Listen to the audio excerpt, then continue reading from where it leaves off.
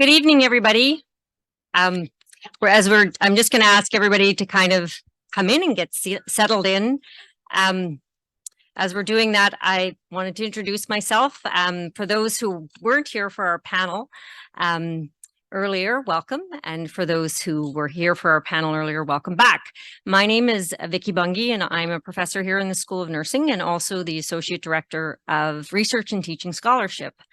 And I am stepping in for unfortunately, our director, Dr. Elizabeth Sawick, is unable to be here. So I will be the moderator to open this event for us tonight. And I also want to give thanks to Elder Thelma and Arthur, who were here earlier, who welcomed us so warmly and graciously into their home territory and land.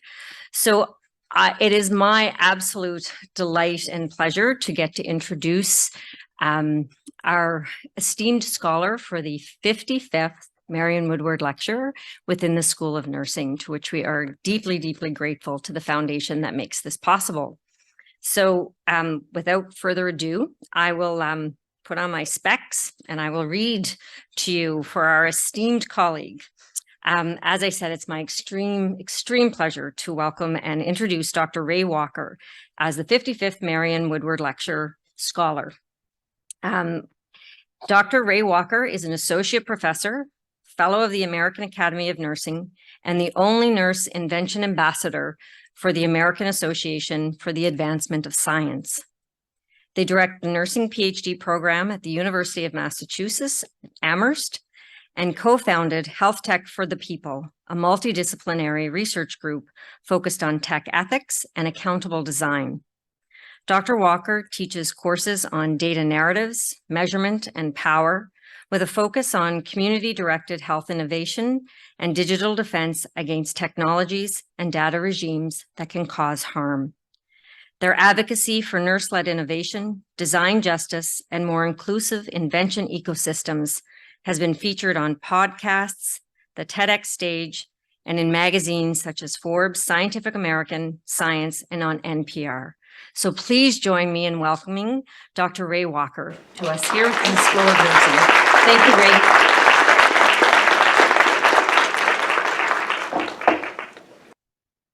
Thank you, Vicki, and good evening. I really want to express first my appreciation to the University of British Columbia School of Nursing, to your director, Elizabeth Sawick, to the organizers of this event, including Vicki Bungie, to all of the panelists who we just had such a wonderful generative conversation earlier before dinner, and to the staff who are making all of this work, including some of the volunteer student staff. So let's see, Carla, Michelle, Heather, Darren, Marilee, who I think we should give a special applause to, has done tremendous.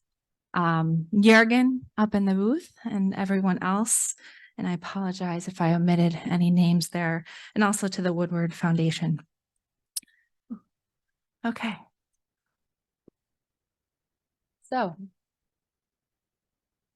I also want to mention, in sort of the interest of accessibility, this QR code will take you to whatever slides or things you see flashed behind me tonight, and it'll be there at the end too, if you miss it now, but just so you have that available and don't feel like you have to jot things down, because things will probably fly.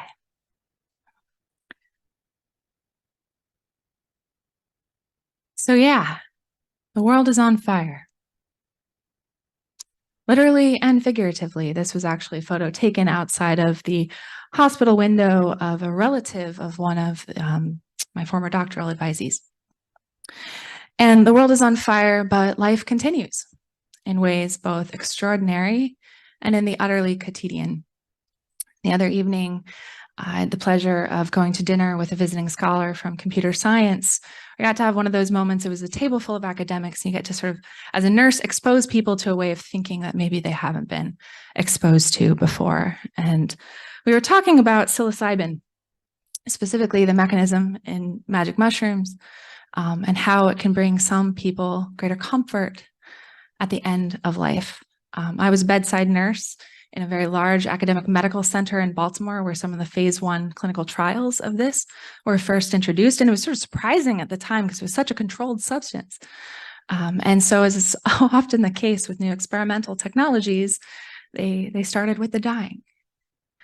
And death care used to be a big part of my work. And I could see, because as I could recall the mechanism, I'm not an expert in psilocybin research, but one of the mechanisms is it helps to inhibit a part of the brain that creates a sense of separateness between us and others and the rest of the world. So you could kind of see how a sense of greater connectedness might bring a different sense of hope, right? Or even perhaps the possibility of immortality, not to avoid clinical death, but if you feel like you're a part of a network of life, a global rhizome that goes on and on and on, that in itself is something.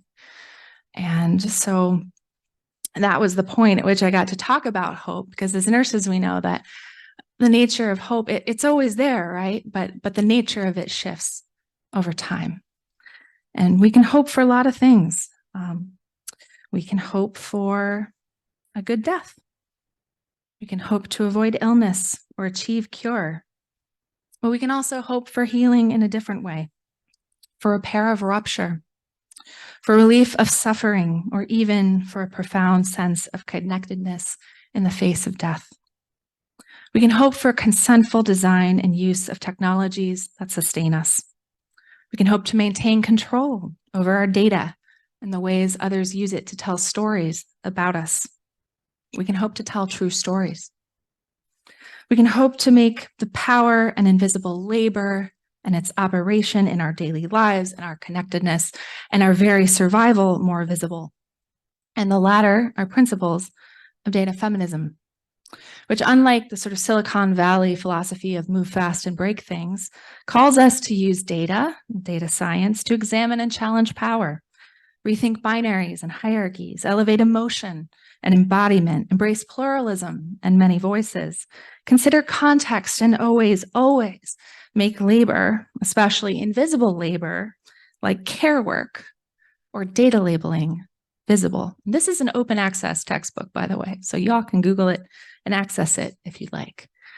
And speaking of binaries, I also want to address the trope that comes up oftentimes and talks about technology and AI, which is this sort of idea of the false binary of good versus evil, where either like all innovation and technology and AI, despite maybe some current limitations, is sort of panacea, for even the most complicated of problems, like the climate emergency or dismantling structural racism. Or on the other hand, it's sort of a harbinger of darkness, one of the 4 horsemen of the killer robot apocalypse, here to destroy everything as we know it, including the last unicorn. And I would note in both of those cases, much like this classic movie poster from the 1985 hit Legend, those extreme views are also very white. And besides being comically reductive and divorced from any actual context, these tropes also serve to distract us from the very important conversations we should be having and the work we should be doing to address how AI and related technologies are already affecting us in ways that are very impactful, but also, frankly, far often more mundane. And the opportunities, I might even say the obligations we have to create new futures.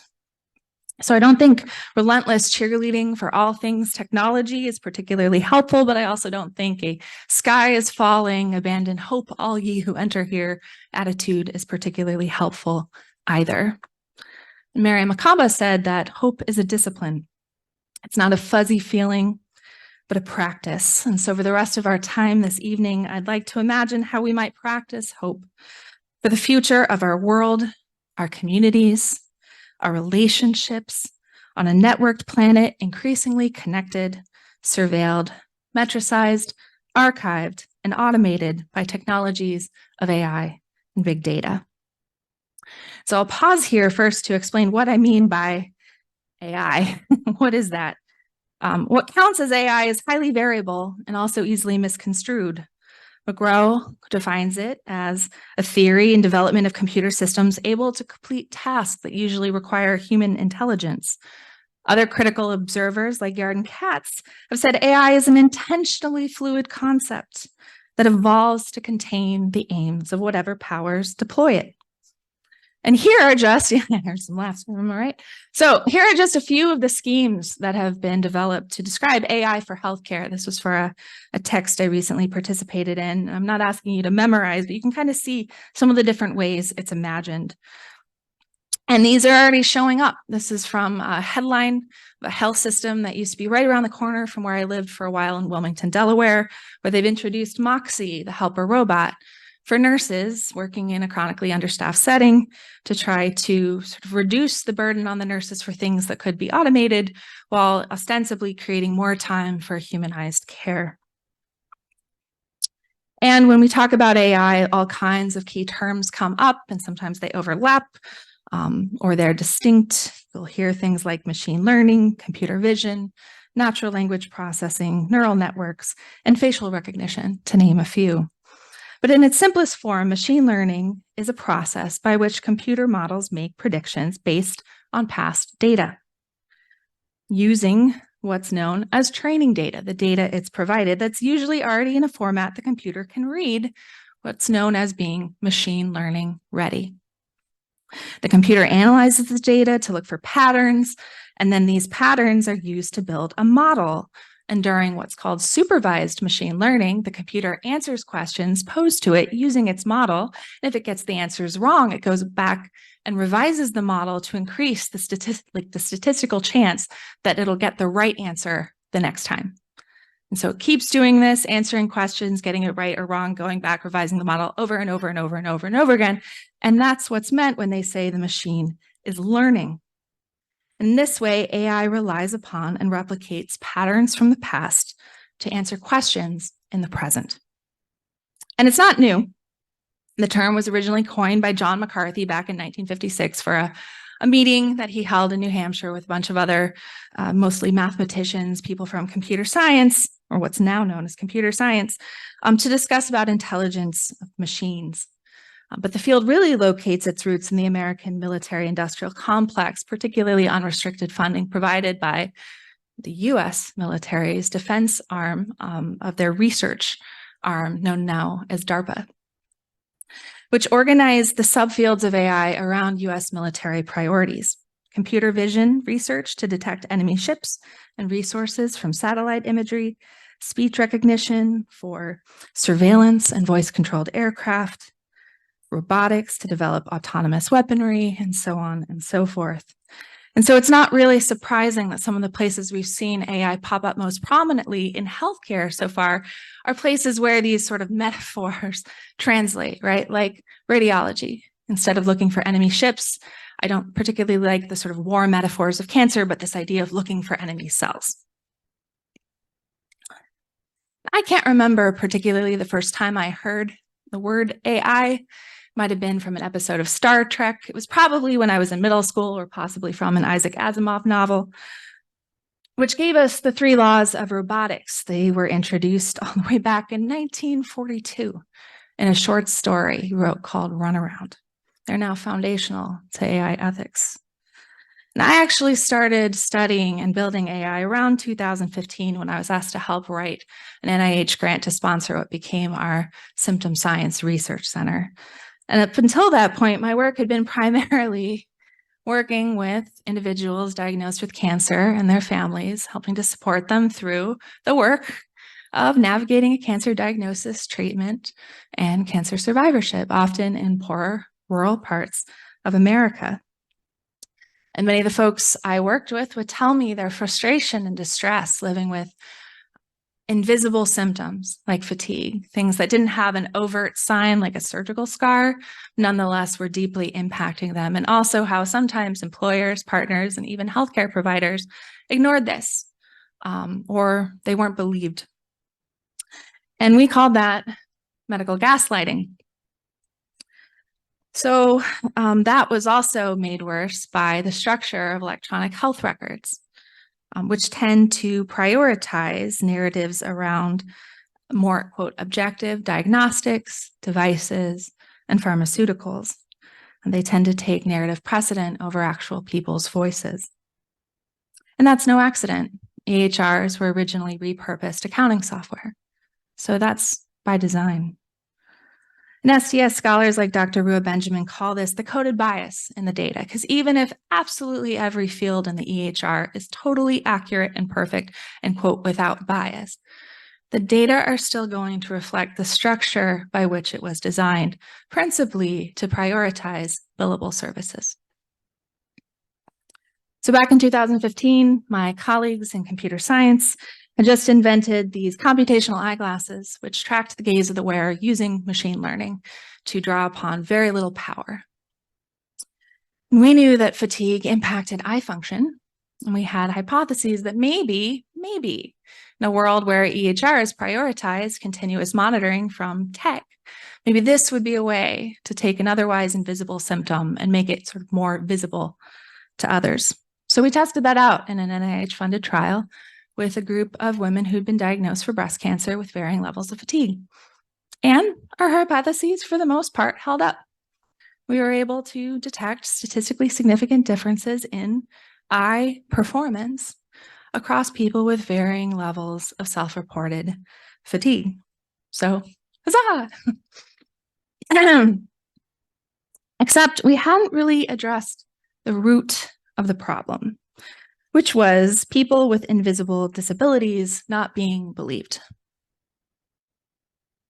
But, our team members, the engineers, the computer scientists were excited, and I was asked to become an associate director of a translational research center that was focused almost exclusively on building AI and other types of wearable sensors as the only nurse, or really only clinician of any kind, on that leadership team. And I got to lead and collaborate on a bunch of cool projects, interesting things, microfluidic device technology to detect toxic byproducts of chemotherapy in body fluids, like a sort of home test for that, a backpack that was self-generating IV fluids for disaster situations, an app where we were working on mapping the inside of people's homes and identifying places that could be easily modified to better support aging in place. So things that we felt like were addressing real problems. But at the same time, I was becoming uneasy because of some of the things I was learning about the tech that we were working with and some of the tech that was already out there. One day we were asked to participate in a project evaluating a commercially available wall-mounted sensor that used radar to monitor gait, movement, and certain vital signs like respiratory rate.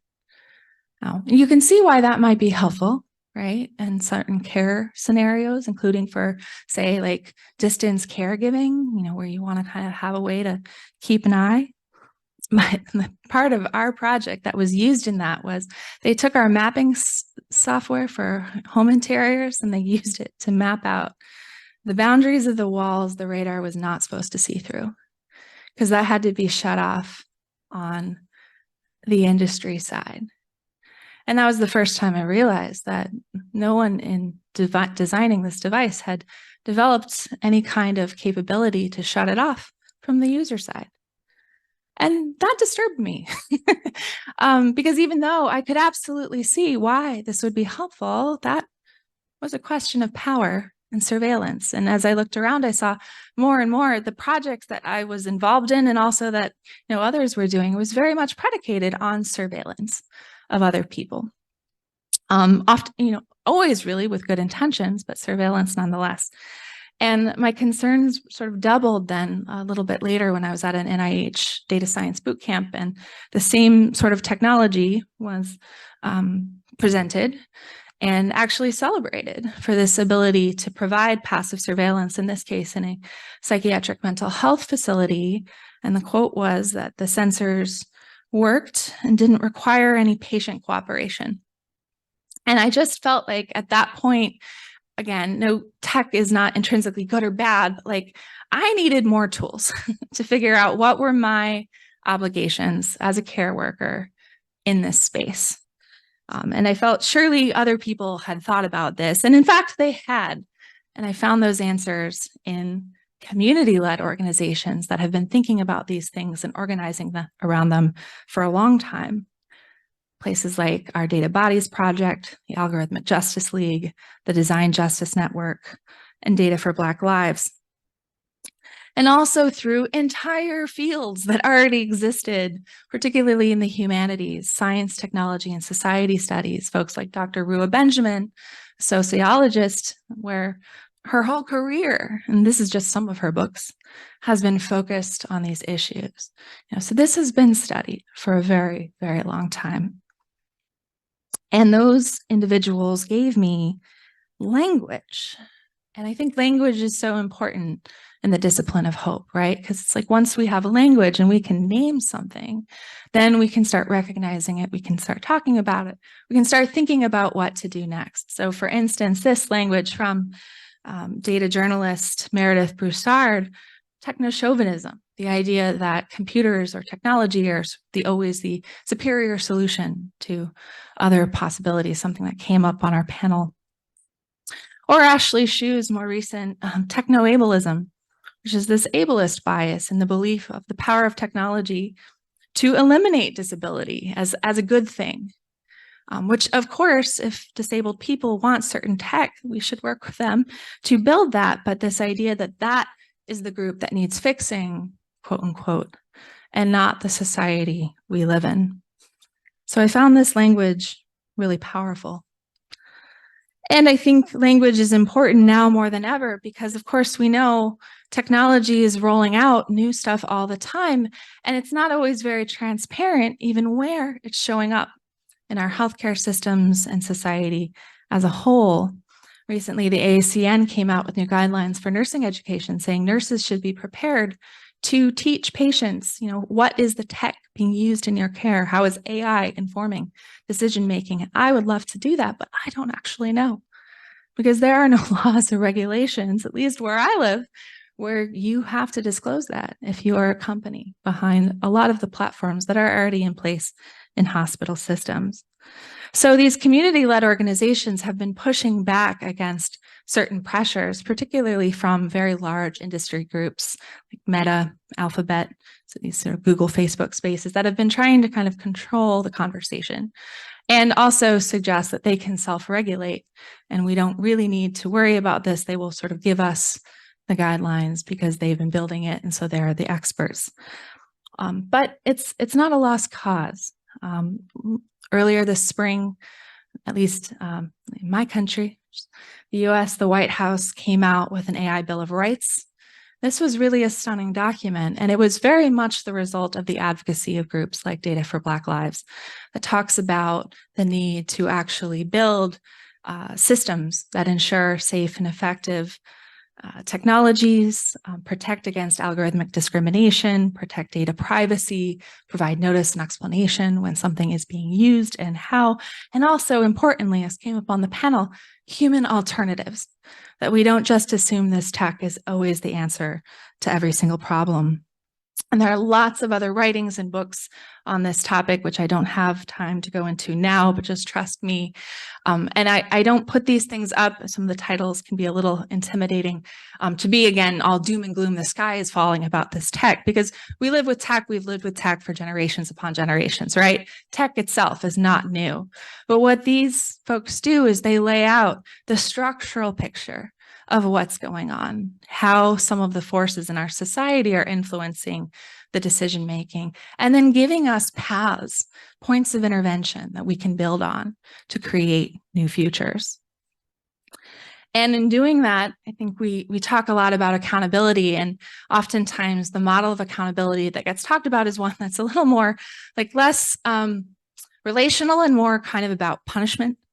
Right? Like we're going to just surveil all the bad actors and we're going to find them. Lately too, in nursing education, I found this come up with things like Chat GPT. You all heard of this sort of generative AI? People are using Chat GPT to sort of cheat on their homework, et cetera, et cetera. And, yes, we should pay attention to whether people know what they're talking about when they complete assignments. But I actually don't think surveilling individuals, whether that's nurses or students at that level, is particularly helpful because it tends to reinforce the power dynamics that were already in place, helping those who have a lot of power kind of stay there and those with less power just sort of get punished. So it's not surprising surprising that communities that have been harmed by those types of approaches have chosen to pursue other paths, like models of community accountability. This is something that comes out of transformative justice, and it's a deeply relational but radically different approach, really built upon the work of Black and Indigenous communities, including queer and trans women of color, who've sought to find ways to address real harm, but not just sort of punish those people, but instead to try to create the communities that we not only want, but need. And out of that space, we get ideas like repair work, which is the labor that goes along with the disruption that's introduced by technology. Often this is work that is under-recognized and underwaged, if waged at all, but still very necessary. This was a report that came out of Data and Society looking at the work of nurses in a health system where they introduced a sepsis detection algorithm to the EHR. So these nurses found that as the EHR, it would sort of alert when a patient looked like they were trending towards the possibility of needing to be put on a sepsis protocol. And then the nurse who was delivering care would have to stop what they were doing, whatever the other sort of care workflow was, and run around and do the messier and often like emotional labor of negotiating with other members of the care team in the system to then put the protocol in place. And they did that with an algorithm that alerted false positives more than half the time, and also simultaneously missed over a third of the real sepsis cases. And they weren't being paid for this extra labor because the technologists that built the algorithm and rolled it out had not considered this labor as part of the workflow in introducing automation to the system, a system that was in theory also supposed to reduce the work of the nurse. And in fact, this is borne out in other qualitative research studies of some of these types of algorithms as well. And I'm not just here to hate on algorithms because I've used them, I've seen the power of them. I worked in bone marrow transplant, like it's real, but nonetheless, this is labor that I think is not being recognized and studied as much as it should be, but absolutely something some of our panelists spoke to in terms of the need to pay attention to the invisible work associated with automation. And my colleague, Dr. Jess Dillard-Wright, has also talked about the importance of this because often systems like the EHR serve as disciplinary structures, particularly for nurses. I don't know about you, I used to have anxiety dreams about little like alerts popping up in the system telling me like, you missed this care by 5 minutes, 10 minutes, whatever, you need to go deliver this medication. That kind of trump other more human considerations that might actually be the priorities because again, the EHR is structured primarily around billable services. So this requires an ongoing reparative praxis and one that doesn't assume we know even what all the harms are, but certainly one that's constantly paying attention to how is everyone in the system being affected. And some have even called for algorithmic reparation, that we might not use algorithms just to automate certain types of labor, but maybe we again need to take this information and start thinking about how it can be used to redistribute power to address the harms that have already been caused, because that coded bias did not come from nowhere. It has been there all along. And Kile Membe talks about the necropolitics, which is a large part of what algorithms do. And we saw this in stark relief during the pandemic, right? It's the capacity to define who matters and who doesn't, who is disposable and who is not. Now, we have done this for ages as humans. We've triaged, right? We all know, I think, what triage is. But now we're talking about taking that and moving it to scale, and in some senses, removing the meaning making and certain relational components of it. That's really powerful. And we're very protected as a society, many of us, through often privilege, though certainly not all of us, from death. My first exposure to death, at least in a very proximal way, was in my early 20s when I was an EMT working for Wilderness Search and Rescue. My pager, used to have a pager, went off in the middle of the night, and we went out for another search because a plane had crashed somewhere in the neighboring state. We didn't have GPS at the time, which frankly, that's a way technology might have been helpful. So we did sort of a very like analog search of the mountains around the region where they thought the plane went down through the night, about 8 or 9 hours. And as the sun was coming up over the horizon, we finally saw the tail of a plane sticking out from the side of the mountain. As we rushed to the plane, we got there and we found, much really to our astonishment, that the pilot was still alive. He'd been thrown through the cockpit onto the ground in front of the plane. And really it was the cold, I think, that had kind of kept him in a certain stasis. And I wasn't a paramedic. I mean, I barely knew basic first aid.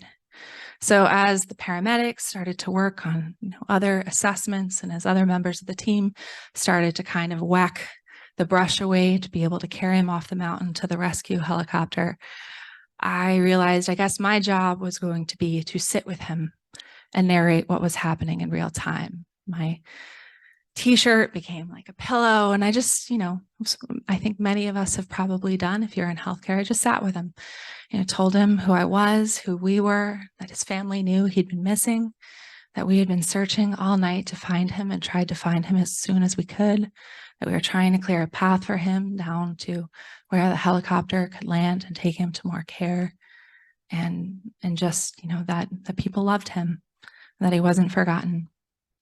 And as the sun was rising higher in the sky, he was warming.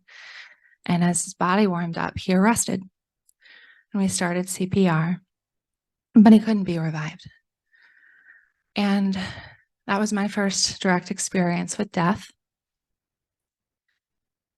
But I guess I didn't know exactly what to do at the time. I just knew that it was important this person not be alone.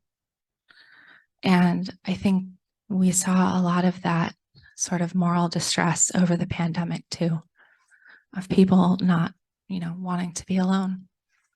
And his story, I barely knew this person. We had only brief interactions. His story in the clinical data set ended with the declaration of death. But what I'm telling you now is another form of data. It's data that I'm narrating, and in a sense I control, about someone who's already died. And I think those stories matter. So I can't see my previous slides. I'm going to try to keep it moving on, but it sort of brought me to a place over the years. I midwifed many other deaths, sometimes on a mass scale in humanitarian disasters, but it's brought me to think about care of the dying, and also care of their data, their stories, as a form of accompaniment. I'm just checking. I forgot to set my timer, so someone will have to cut me off. Thank you. I apologize. I'm going to get myself sorted here. So death isn't something a lot of the AI platforms, including social media, initially planned for. And it's messy, right? And if anyone has less control over their data, I think that is often the dead. And so I think it's a helpful lens to think about some of these issues of power and technology. I even was thinking on my way here, like, wow, what type of test is it to, often I get the question, like, is it okay to automate this? Can we make this a chat bot, whatever? And I started to think, well, would it be okay if the person was dying? Like, what is the standard for assessing the adequate level of humanity that needs to be attended to? So when we look at large language models, like Google's search engine and other generative forms of AI like ChatGPT, those use data scraped from the internet, often masses and masses of data from places like Reddit. And also now I think ChatGPT is able to use Bing across literally billions of parameters. And I think if we look at how that's functioning, we see that much of the data that animates our current automation in society is actually the data of the dead. And of course, we're thinking about ChatGPT in other ways. I mentioned nursing education. There are nurses thinking about these issues, like Dr. Font's not here. And there are also folks from the AI ethics world thinking about how large language models, some of these very massive models operate. And Tamara Neese, who wrote Death Glitch, has thought about them too. She did a sort of ethnographic examination of how AI-powered tech industries like Facebook navigate death, and what Taro Carpi termed the necro waste of dead user profiles. Because if you think about it, social media in particular, sort of predicated on the idea of constant labor, sort of unwaged labor of social production by users, right? Like if we're posting or whatever, we're kind of doing labor for those platforms. And originally when people would die, they would just think, oh, well, this person's not very useful to us anymore. They would delete the profile because legal contracts are between the company and the individual. Individual's dead, delete the profile. And it was public coming together and pushing back on that as they realized that increasingly these spaces were becoming sites of digital memorial, that they changed that. So if you leave with nothing else tonight, I don't know how many of you are on Facebook, but you may want to check out your other social media platforms if you use social media at all. But they changed it. So now they don't necessarily advertise this, but you can actually name a legacy contact in your social media profile. You can have some control over who will have access to that profile if you die. And they can't post as you, but they can certainly control whether a keg stand is the last photo that greets people if in fact you pass away and they're visiting your social media profile. Frankly, that might be a good thing if you're having joy. I mean, I'm not here to say what you should have, but this is a kind of digital legacy care planning that we hadn't necessarily talked about before. And nurses have for so long done the work of palliative care and accompaniment at death. And I think this digital legacy caretaking is something we're going to have to think about, and many already are. And I was at Washington, D.C. down at the Academy recently, and they had a panel on AI that featured a lawyer and a sort of founder, CEO of a robotics company, both nurses. And we could maybe argue whether a founder of a robotics company is like the most circumspect positionality about which to opine about the future of AI for a whole discipline, but that's another thought. But both speakers had very, very good points, I think, that they made. But the general sort of thrust of the panel was something along the lines of, AI is here and it's going to get bigger. So we might as well get used to it and think about how to create sort of less biased systems and, so-called tech for good. And that's a very pragmatic stance, actually, I think. I mean, there's a realism to that. But I think the point where I wanted to push back is this idea of inevitability, because tech isn't neutral and no future is inevitable. They are the products of human choices.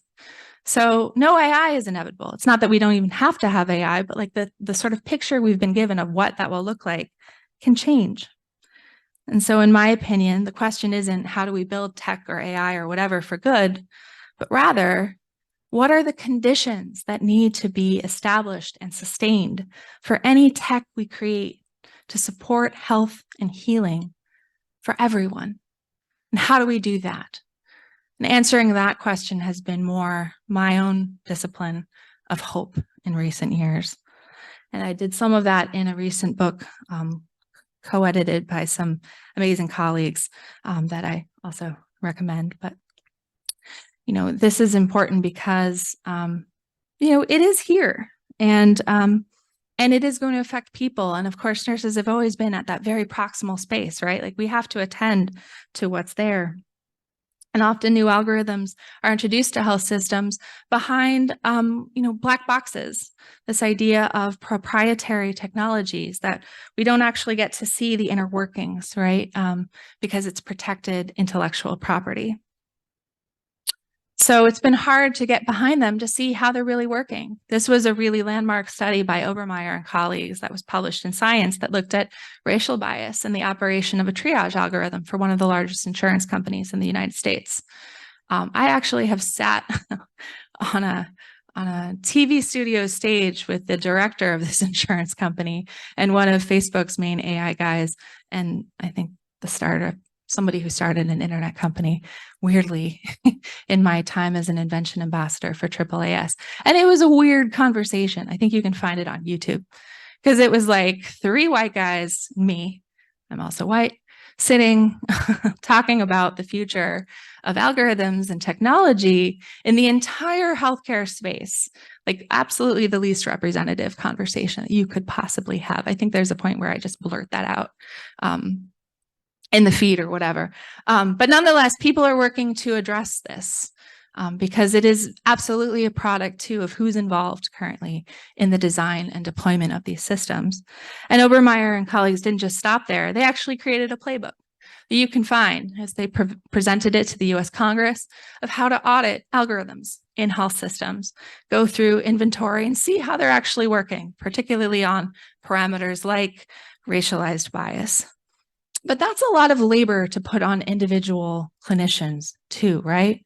Because even if you have the time to conduct, say, the capstone study or the dissertation, looking at that algorithm, you still need the collaboration of the administration, the technologists, the regulators, the policymakers, and everyone else to enact change.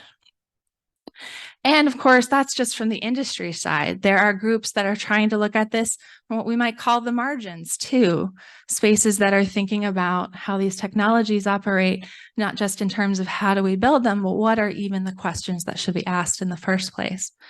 So the Center for Applied Transgender Studies put on an incredible symposium last year, full of just brilliant, primarily STS scholars. One of the scholars affiliated with that center, Dr. Al Lett, has been giving us guidance on how to translate intersectionality into machine learning practices, not just looking at bias post hoc. The harm's already been done, right? Actually thinking intentionally about how do we build these considerations of positionality into these systems. And your Dr. Onkyo, I shouldn't say your doctor, but Dr. Onkyo, who I understand is very much a presence here, even if she's not here tonight, has been working on this too. This is from the think tank that she convened, looking at priorities and opportunities for nursing, where, one of the takeaways I love from this was this idea that nurses do need to be involved at every level of the design of these systems. And they, of course, launched the Nursing and AI Leadership Collaborative, or NAIL, which probably many of you all know about, which is doing good work in that space. And I think to further that work, we also have to think about consent. A lot of our consent practices in healthcare, they're based on sort of the lowest absolute bar, right? Of like legal compliance. Do we have informed consent? Or maybe it doesn't work that way in Canada. I don't know. Does it work that way? Okay, nods. All right, great. Yeah, like, do we have informed consent? And informed consent is truly like the bar is like beneath the floor, right? I mean, sort of. So we have other guidelines. This is from, and also too, it is also an open access curriculum for technologists, clinicians, whoever wants to use it. It's the Consentful Tech Curriculum, and they borrowed an acronym from Planned Parenthood that talks about reimagining consent over the design and deployment of tech in a different way.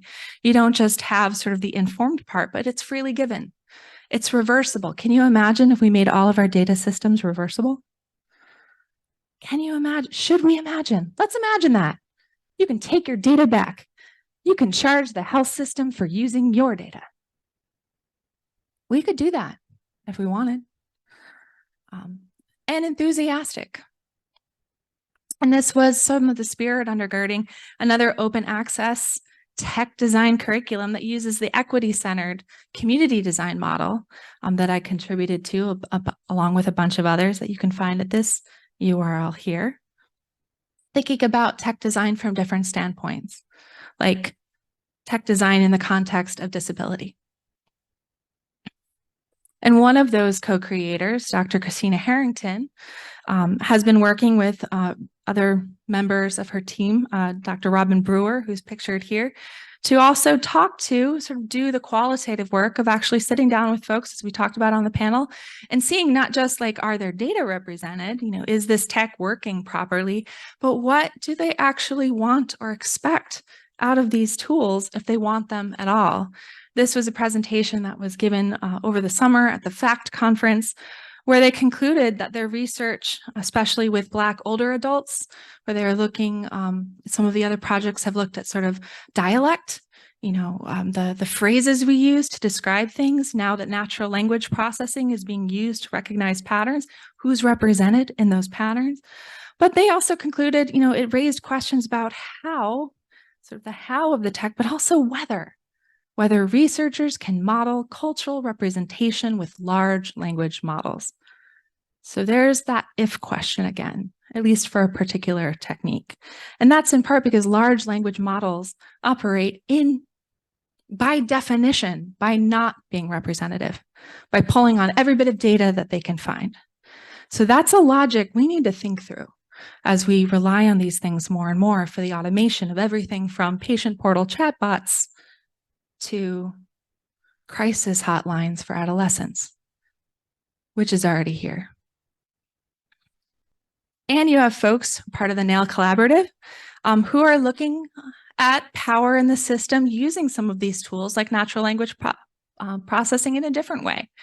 In this case, not looking just at the individual patient, kind of with that sort of like gazing down, but again, sort of gazing up at how are clinicians talking about patients in the health records? How often are they using judgmental language?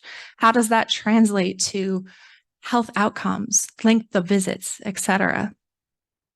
And that's something I mentioned earlier. I think it's an example of surveillance, this idea from Simone Brown, that we don't just look down with the tech and surveil.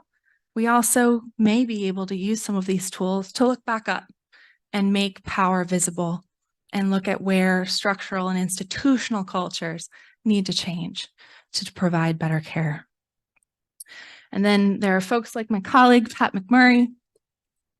And we're also talking about widening the net, who is considered an expert and a researcher through things like citizen science. Now that we have all of these like smartphone tools in our hands, can we be more expansive about who gets to be the quote PI on a research study or drive the direction of our research questions in the first place? And where things are not consentful, I think we need to be prepared to practice refusal. And there are a lot of scripts for this. And in nursing, we talk about this, right? Like if you get a prescription, right, from a physician who says to give the patient blah, blah, blah, blah, blah. We teach in pharmacology classes, right, how to critically examine that and think, oh, does this make sense? And then if it doesn't make sense and it's going to actually like harm or kill the person, how to refuse. We do that for pharmaceuticals, but we don't necessarily talk about that in terms of data practices or devices or other technologies. But the scripts are out there. And communities that have been harmed by the current power arrangements have been doing this for a very long time. This was a headline that related to the National Congress of American Indians, represent over 573 sovereign nations in the United States within sort of that set of boundaries, in response to the NIH's All of Us study, this big 1 million-person cohort study where they're sequencing the genomes of more than 1 million people. And in part, they're trying to rectify past inequities by including more groups that had previously been excluded from the data. The problem was they came up with the framework for what data they were going to collect, the measurement tools they were going to use, and therefore some of the narratives that would be told about that data without the involvement of the tribal councils. And the tribal councils pushed back. They called it biocolonialism. And they're right. It's a settler gaze on their communities. And even if an individual consents, maybe they're okay with having their data shared, that has implications for an entire community and family system. So that sort of consent process too maybe needs to be rethought. And we also see other groups outside of healthcare, like artists, pushing back on particularly some of the capitalist impulses around some of these generative AI platforms. Like, have you all seen the AI art generators? You can kind of like put in a few keywords and you can get like American Gothic, but with dogs. That was actually, I went to a corn maze recently in my region. Do you all have corn mazes? Yeah, corn maze. And sure enough, I showed up to the corn maze and the corn maze had spelled out thinking, in an age of artificial intelligence, what does it mean to be human? It's like I can't escape it. It's everywhere. There were literal computers at every turn in this corn maze. But anyway, artists have been trying to come up with tools to fight back against their data being scraped without their consent. First, we had Glaze, which came out kind of last spring, where you could kind of like put a second layer over your digital art. And then when the AI scooped it up, it would get confused. And then just this past week, we got Nightshade, which is where you put certain information into your image and it poisons the AI, quote unquote. It actually makes it function worse and worse the more of your information it scoops up without consent, which is fascinating. And I keep thinking, well, how could these be tools in the hands of patient and community advocates and other groups? Or at least what could we learn from some of these projects? And we have to make labor and resources visible. So some of you maybe have seen, I don't know, do you see sort of smart devices popping up in your hospitals yet? All right, they're where I am at, and I am all for greater accessibility. I think often these tools are used as accessibility aids, and that can be very important, especially in a space that's understaffed. But I think we also have to broaden our perspective on where the resources and labor to make these things comes from. This is a visual essay that you probably can't see because, well, maybe on this screen you can see it because it's so big. But it's by Kate Crawford and Vlad Joler, where they mapped out absolutely every step in the process of building an Amazon Echo.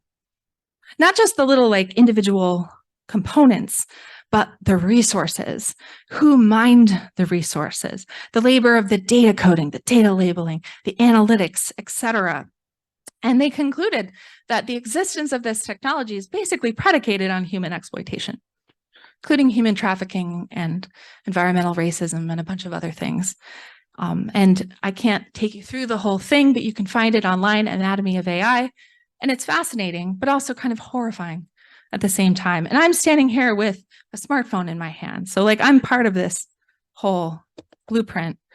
But it's, here we have lithium mines, there's resource extraction, often from indigenous lands and parts of the global south that contribute to environmental racism. There's water consumption, an increasingly precious thing to cool the data centers where the machine learning is trained. There's CO2 expenditures, sometimes several cars worth to train a single large language model. And there are communities pushing back against this extraction. So we have tools to also address this.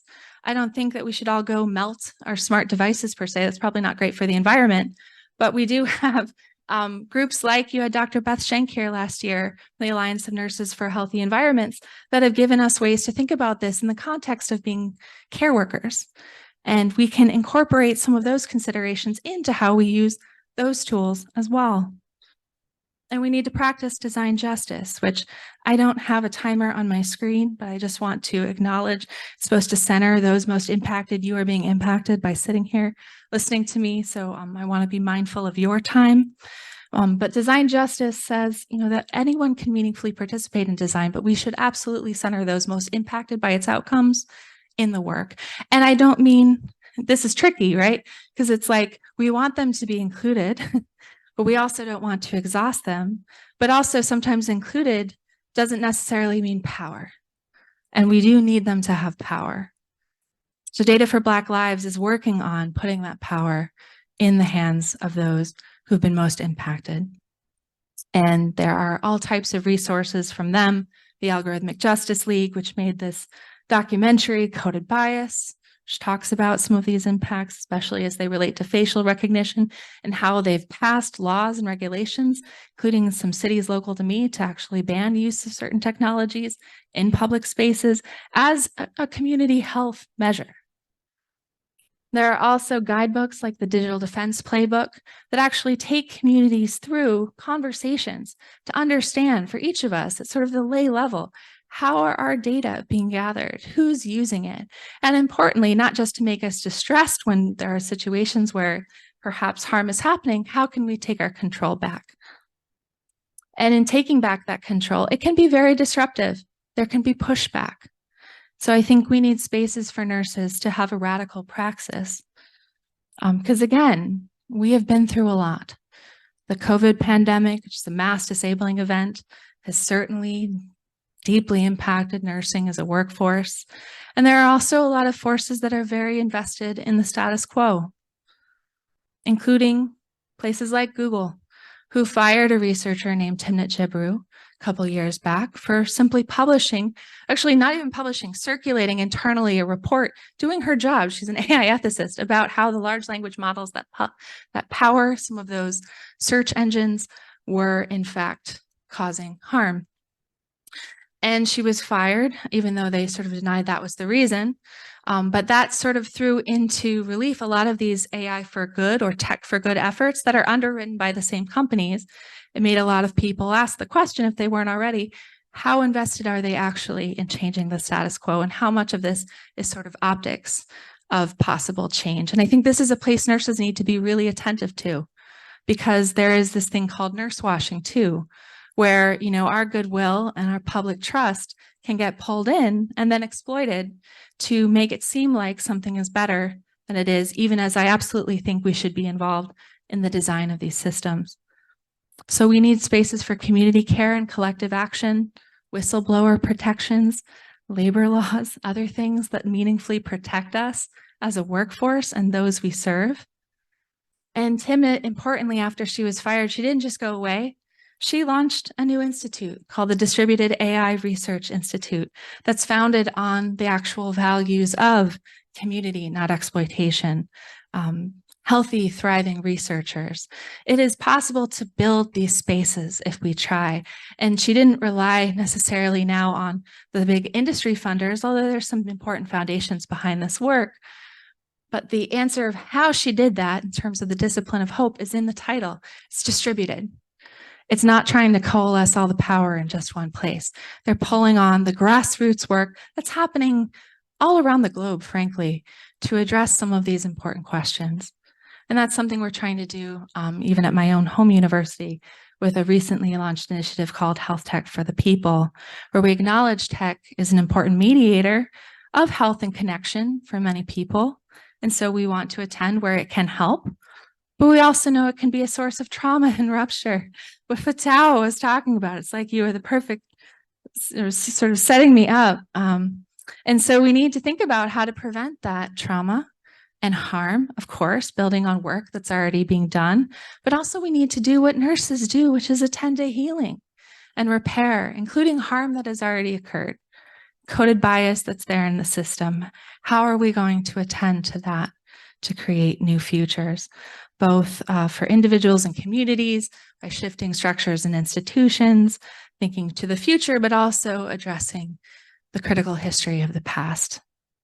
So I started with a story about, magic mushrooms and interconnections and death.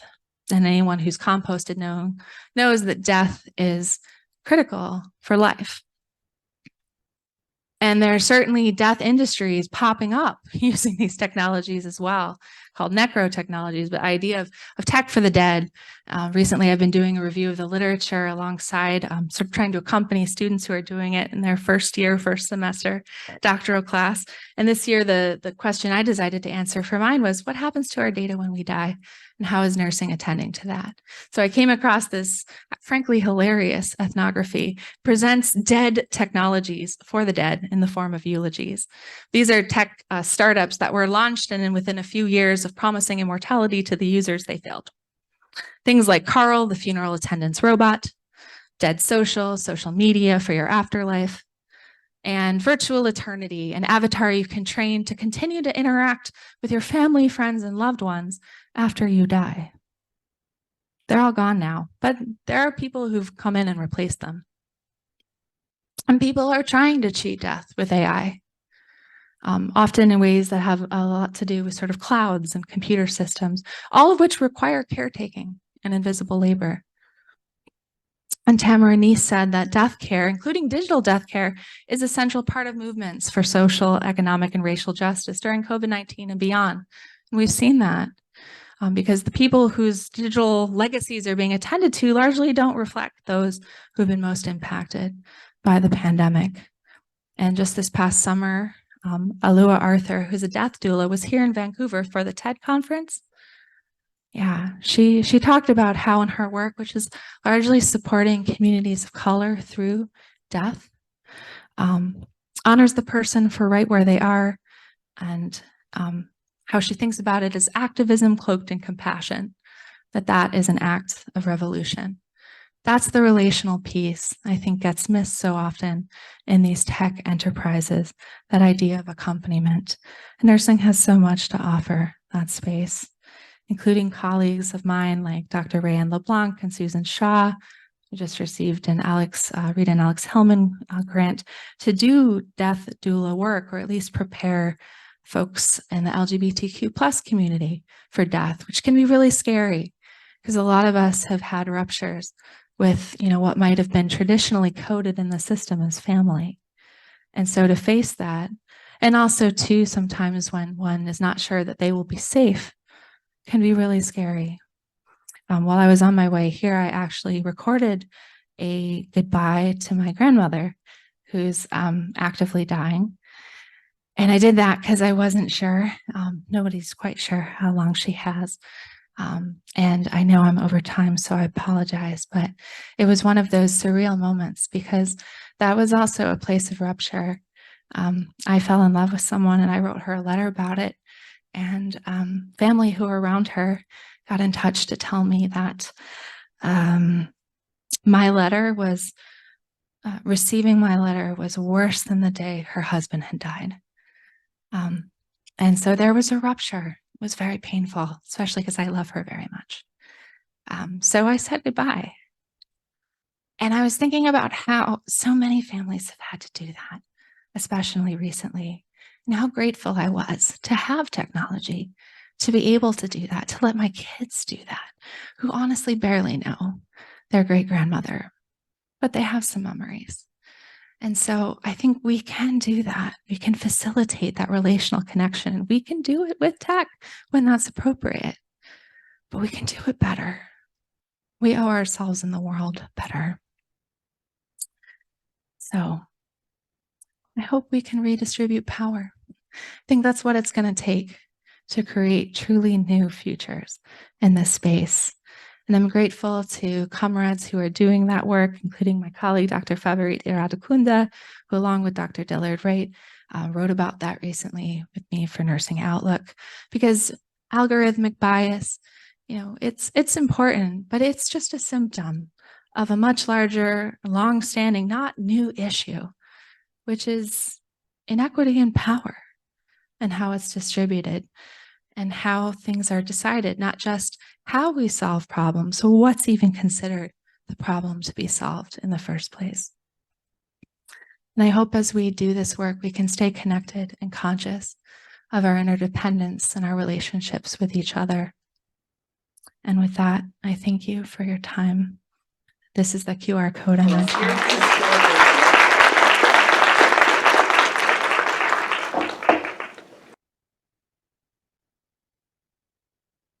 Wow. Thank you. Thank you so much, Dr. Walker, for an incredibly powerful, evocative, emotional. Thank you for sharing your personal experiences. We are deeply honored to be trusted with your stories.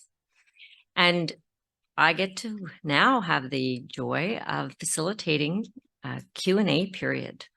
And so we'll take the next little while, and you're not over time at all. You're bang on, just bang on. So, so I will, we'll go around the room and see if people have questions. We'll also monitor online and be able to do that. So I will, we always do in person first. So I'm going to check. Heather, is there anybody on? No questions online. Nope. Lots of great comments. Yeah, we'll read some of those too in a moment. So does anybody, any comments, questions, please just raise your hand and we can give you the room. Leanne, yes, please. And for those of you who are online, we have microphones, so please let Heather know if you can't hear and I'll repeat for people. Great. Thank you so much for a spectacular presentation. I'm just moved. I'm verklempt. So I'm an informatician Yeah. and have been building these things for many years. And I always say technology is not a panacea. Right. And you have just done such an amazing job of driving home that point. And one of the things I've been trying to do is, I'm going to say collaborate, but what I really want to say is infiltrate. Yeah. Yeah. Our engineering school, Yeah. and have had lots of different power dynamics happen. And one of the things that I notice is, and I'm not sure, I'm just kind of wanting to ask you if this is your experience as well and how we might kind of grapple with this. But what I notice is engineers are often taught that they have to produce some sort of product and be proud of it and 100% confident with it. So when they are asked to bring in, so I recently infiltrated a group of engineers who are building a wearable ventilator and bringing my nursing voice in. They're talking about the now actually thinking about the skin machine interface. It hadn't occurred to them that even if someone's wearing some sort of a t-shirt or something, that their wearable ventilator that would be external is going to be able to be used that not and without harm. So what the thing that I notice is that they are often embarrassed that they don't know. And I've seen grown men blush because it hadn't occurred to them. But I feel happy that they're blushing in front of me and that they're open to continuing the conversation. But this is the first I've tried to collaborate with many other groups, and most of them just put me on the grant and then get the grant, and then I never hear from them again. So, but how do you think we can reconcile this? Because it really is a matter of dismantling the machine from the inside of the machine. Just want to see if you can give us some guidance. How do we actually do this in the machines that we're living in? Wow, that's a great question, and thank you for sharing sort of the story too. And sort of I want to be appropriately boundaried in terms of where I sit too, in terms of my ability to opine. But first of all, I thank you for your question, because you reminded me I failed to properly credit a model. That health tech for the people sort of little diagram I showed you, that is the result of a collaboration between myself, but also Dr. Jess Dillard-Wright, who's in nursing, and Dr. Ravi Karkar, who is an engineer. I like to think of him, he may not know this, as a radical engineer. He has a wonderfully expansive view of what that work could or should look like. But I've run into that too. And in fact, that was some of the sort of vibe that I was experiencing, especially early on, or just this idea on product. What's the MVP, the minimum viable product, like, that you're going to produce, and being able to vouch for it. And I think, it's an issue of language for sure. And I love your infiltrating. I like to hang in spaces too, even when they sometimes just really agitate me, because I want to know the language, right? Because that, then you can actually sort of converse and maybe get somewhere. So I think we're finding too with our nursing engineering collaborations, we've even with that model too, we had to sort of both and the original versions where we kind of put it in multiple translations. It was all in English, at least for starters, but it was different worlds. Here's how the engineer is going to talk about it. We're going to talk about relationality and rupture. They're going to talk about repair, or and so forth. And so that's been helpful. I've been humbled. I've written abstracts that I've then had to sort of maybe not trash, but put on pause, because I got feedback from including our engineer colleague who's actually, no, that's not the way to talk about that. And I would love to be right, because I like being right. But but also, but it wasn't if it's not gonna reach people where they're at. And that part about shame and being wrong or having humility, I think I experienced that even in nursing too. I think there can be real fear of getting it wrong or not being able to be confident, appropriately confident. And that requires trust, which requires relationship, which requires time, which our systems are not built for. We had to fight for this Health Tech for the People grant. We went round after round after round. And I'm pretty sure that if I hadn't spent years on some of the leadership teams that were involved with it, I'm not sure if it would have happened because people didn't get it. Like, what do you mean? Like, where's the product? Where's the device you're going to build? And we're like, no.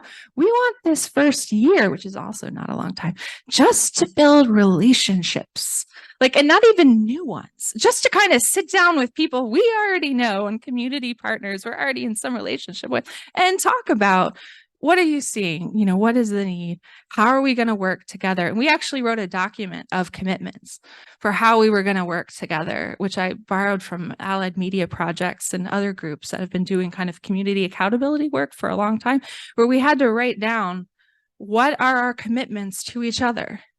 How are we going to work together? And I could tell like the nurses on the team, like some of us were like, oh yeah, like we're going to be inclusive and every product that we create whatever, everything that we're like, you know, co-creating together, it's going to be co-creative and everyone else can have a chance to have input and then we'll have dialogue and then we'll process.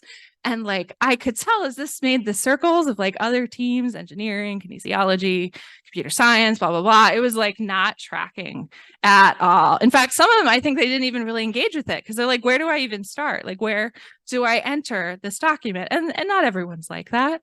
But that was a learning process for me too, because I was like, oh, wow, we actually would probably need, like, I'd like to say we have these commitments, but I'm not sure we really have them. I think we probably need to workshop that some more, even to kind of get on the same level, and then to push back against sort of decades, if not centuries, of some of these very dominant models of how to do is like a whole nother level. And even as I love, for instance, this collaborator, Dr. Karkar, amazing human who is committed. I really see like this is a person like we consented to work with also because we could see he was committed to creating new futures, to doing things in new and different ways, you know, where necessary. But there's a part of me too, I'm a tenured professor. That's a lot of power in a system. He's not. I worry for him. I want to make sure that at the end of the day, he gets to keep his job and keep working with us. And that actually is within the confines of that sort of hierarchical system. So there too, I think we maybe need, I can't say what he needs. He can only say what he needs, but it's gotten me to thinking about this both and sort of parallel work or play of like, you know, moving things forward in meaningful ways that help us keep our integrity and do right by those we're accompanying care, but also attending to some of the, I might even say, real harms of the structures that exist and meeting those people where they're at too, just as we might meet a patient and trying to accompany folks from that standpoint too. And that's labor intensive and it's time intensive and a lot of folks just don't get it.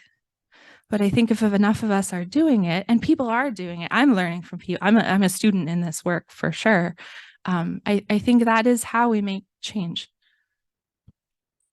Does that, I don't know. Is that even, okay.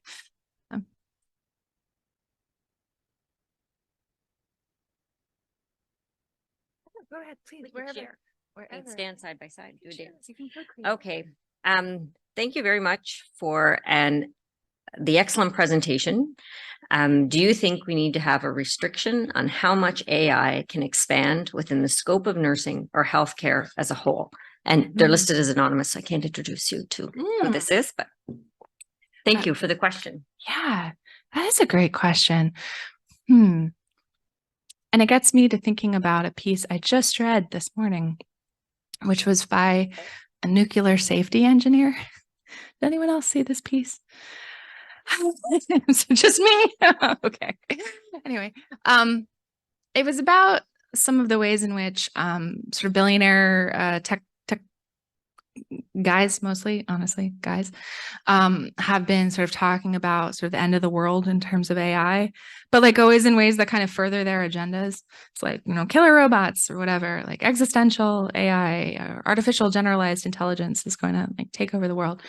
But it sort of always serves to distract from like, again, the more quotidian everyday ways in which they are very much like building stuff that is not respecting people's consent, and in some cases causing very real harm. And so they had put some proposal together that like AI should be regulated like nuclear facilities, because that's an example of an industry that, and I apologize, I can't provide the proper citation. I think it was Margaret Mitchell was referencing this article, but it was not Margaret who wrote it. But they should be regulated that way because that's a space where we know there can be compounding harms, like actually cataclysmic events, right? But then when they suggested that they go ahead and do that by setting up certain regulatory structures, not just like one big agency that has all the power, but all the little minutia that go along with like actually making that work in real life, they got pushback from the same billionaire tech guys who were like, we have to do this because like, yeah, but we didn't mean that way. Like, we just like build an agency or whatever. And it was, I guess, interesting to this nuclear safety engineer, this person whose whole career is building those little complex, contextualized, like situation specific minutia, that they were like, oh, okay, like, but why? Like, which one is it? Is it going to end the world? Or like, do you actually need this? Because if you actually need this, we have the knowledge to build this. We can do this now. And I think it got me to thinking about nursing and healthcare too, in the way of like, can we know a priori that there is like a certain rate at which it is appropriate or inappropriate to be introducing new tech? I'm not sure. I like to think like we should move at the pace of inclusion and, health justice, maybe not even equity. But that also is sort of like a privileged view because I get to sort of sit and opine about these things and I'm not in the muck of the day-to-day trying to make it all work. And there too, I want to keep in mind, like the people who are just trying to make it work and like survive. I've never been so angry as a speaker as when I was I don't love the, I shouldn't say love and hate. Sometimes the term burnout can be misused, but I was definitely experiencing that at a certain point. I was like a doctoral student who was doing like night shifts, 12, 14 hours and then crossing the street and like sleeping on the floor of the stats lecture hall for a few hours and then trying to sit through stats, like 5 other classes and then go back to work is not good. I stopped because it's unsafe. But one day my unit let me go across the street for a sort of like professional development conference. And there was a lecturer there and they were a phenomenologist. They're a lovely person. We're friends now. But this person was standing there and they're like, the DOS sign and like, the lived experience and blah, blah, blah, blah. And I was sitting there just like exhausted and like trying to figure out like when I was going to fit in my 4 hours in the sleep schedule. And I was like, what is this person talking about? And could they be more divorced from the reality I'm living in right now? Like, do you have any idea like what I have been going through?